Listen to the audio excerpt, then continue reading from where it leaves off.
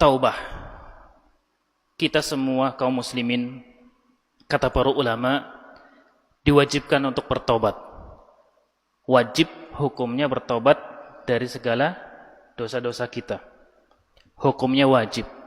Adapun taubat sendiri, pengertiannya secara bahasa yaitu dari taba yatubu, idza raja'a, apabila kembali. Adapun secara syariat atau istilah, maknanya adalah ar-ruju'u min maksiatillahi ta'ala ila ta'atih. Kembali yang tadinya melakukan perbuatan maksiat, kemudian berganti melakukan perbuatan ketaatan kepada Allah Subhanahu wa ta'ala. Itulah yang dimaksud dengan taubat. Dari perbuatan maksiat kembali ke perbuatan ketaatan kepada Allah Subhanahu wa ta'ala. Kemudian para ulama itu memberikan penjelasan bahwasannya taubat itu punya syarat-syarat. Adapun taubat-taubat yang kaitannya dengan hak Allah saja, hak Allah contohnya misalkan meninggalkan sholat, meninggalkan puasa, itu namanya hak Allah. Itu syaratnya ada 3.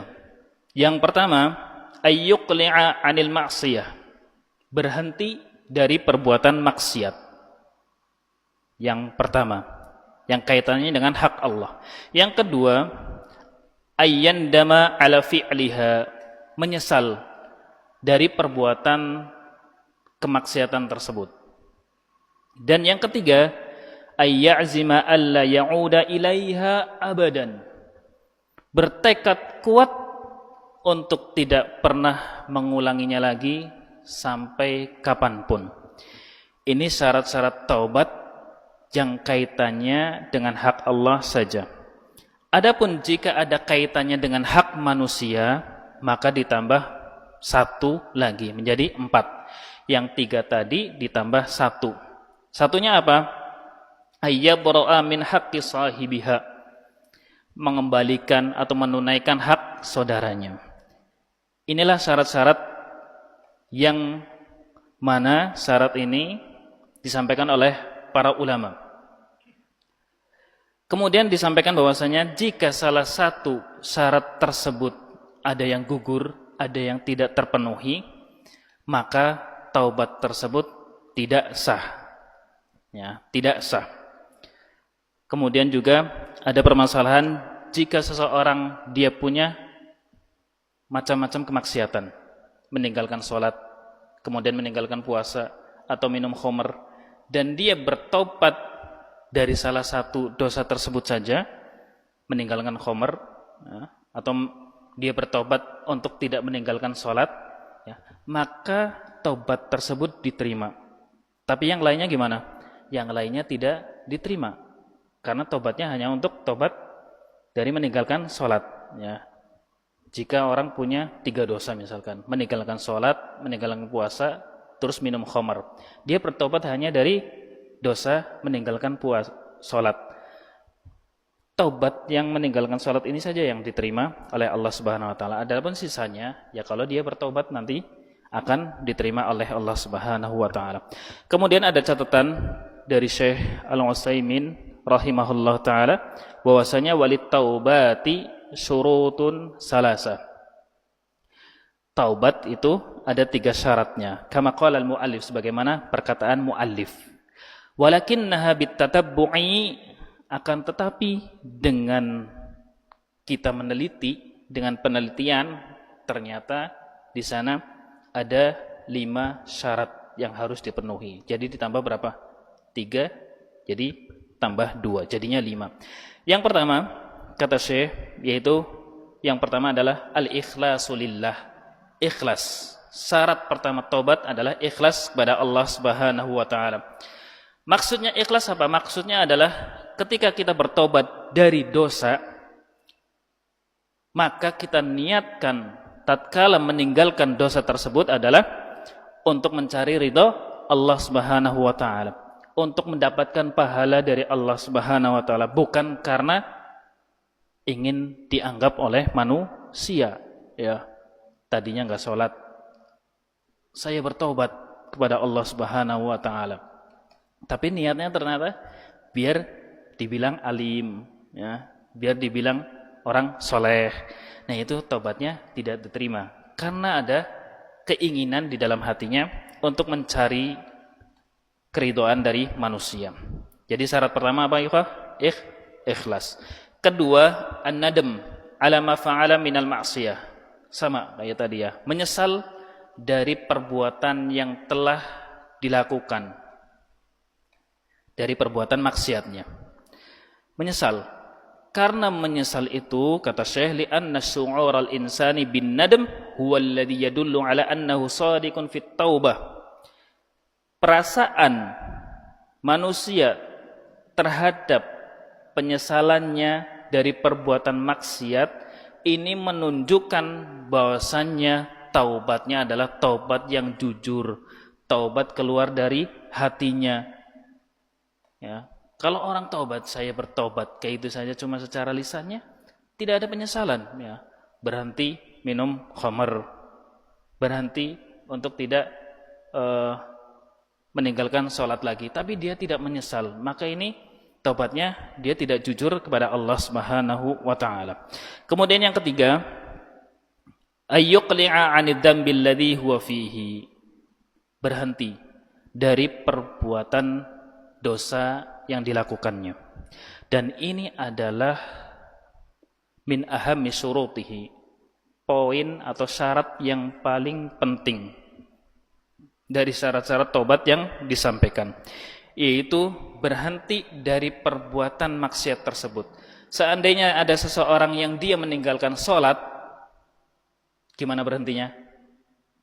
Berarti berhentinya dengan melakukan perbuatan sholat. Melakukan sholat lagi. Kemudian sholat-sholat yang telah lalu gimana? Qadha. Ya inilah, meninggalkan sholat itu perkara yang berbahaya. Maka kita juga harus perhatian dengan hal ini. Apabila orang-orang tadinya dia meninggalkan puasa, berhenti dari perbuatan maksiatnya gimana? Melaksanakan puasanya. Ya, begitu juga zakat. Ketika seseorang dia sudah termasuk orang kaya, sudah wajib zakat, ternyata dia tidak mau membayarkan zakat, maka dia harus mengeluarkan zakatnya ketika bertobat. Yaitu bertobatnya dengan mengeluarkan zakatnya. Adapun yang telah lalu, sudah berjalan lalu, dia juga membayarkannya. Ya, begitu juga ini kalau perbuatannya adalah meninggalkan hal-hal yang wajib. Ya, karena puasa, sholat, kemudian zakat itu kan hal-hal yang wajib. Bagaimana kalau perbuatannya adalah melakukan perbuatan yang haram? Ya berhenti begitu saja ya. Minum khamar, ya sudah berhenti, tinggalkan. Tinggalkan, bersegera.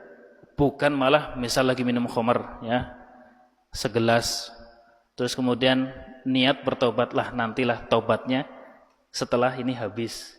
Tidak seperti itu ya, taubatnya langsung segera.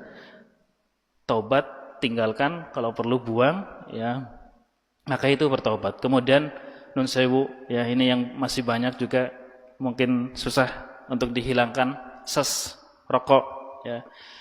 Itu para dokter juga sudah mengatakan bahwasanya rokok tidak ada manfaatnya ya, tidak ada manfaatnya. Tinggalkan segera rokok tersebut secara langsung ya, tanpa menunda-nunda lah nanti selar kok eman-eman, tidak seperti itu ya. Kemudian juga kalau dosanya berkaitan dengan ghibah misalkan, ngerasani,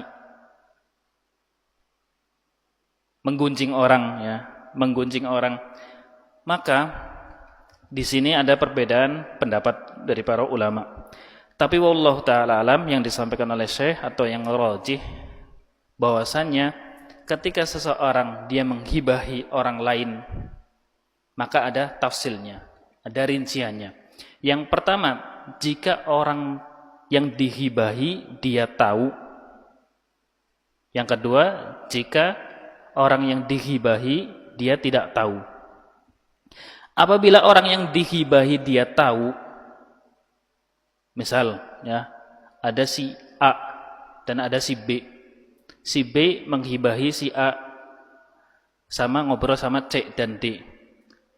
dan dia si A tahu ya, karena mungkin ternyata D cerita ya, yang itu si B menghibahi, maka si B ini yang pertama harus minta maaf ke si A ya, harus meminta maaf ke si A karena sudah menghibahinya. Adapun kalau dia yang dihibahi tidak tahu, Allah Ta'ala alam, maka tidak perlu untuk meminta maaf kepada yang dihibahi. Yang menghibahi itu hanya perlu istighfar kepada Allah Subhanahu wa taala dan kemudian menyebutkan kebaikan-kebaikan orang yang dihibahi di tempat mana dia menghibahi. Ya. Ini berkaitan dengan ghibah. Kemudian juga berkaitan dengan misalkan seseorang pernah memukul B, pernah memukul si A, maka taubatnya adalah minta ganti si A mukul si B ya, atau minta maaf. Kemudian syarat yang keempat ya, tadi kan syarat yang ketiga ya.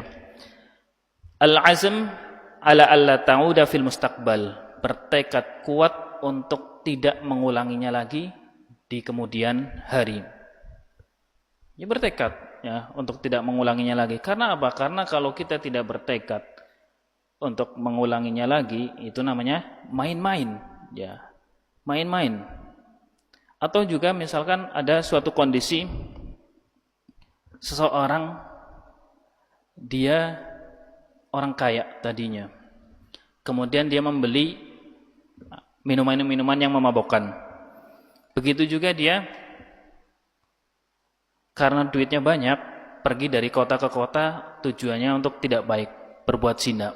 Ya.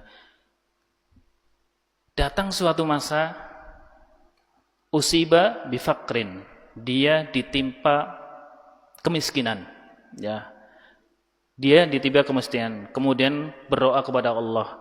Allahumma inni tubtu ilaik, ya Allah, aku bertobat kepadamu, sesungguhnya aku bertobat kepadamu. Maka orang yang seperti ini karena ditimpa kemiskinan tadi dan dia ada niatnya untuk kembali, taubatnya tidak diterima oleh Allah Subhanahu wa taala.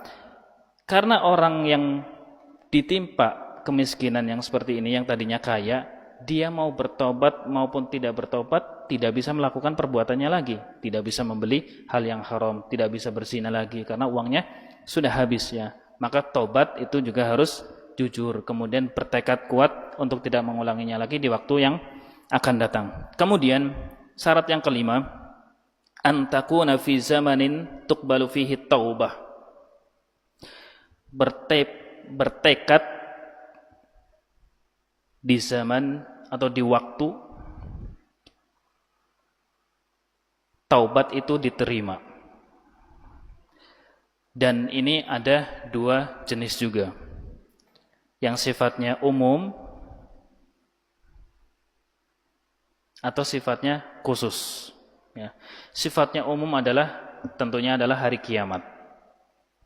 Nabi kita Muhammad SAW bersabda, al-hijratu la tanqati'u hatta tanqati'a taubah. Hijrah itu tidak akan terputus sampai terputusnya pintu taubat.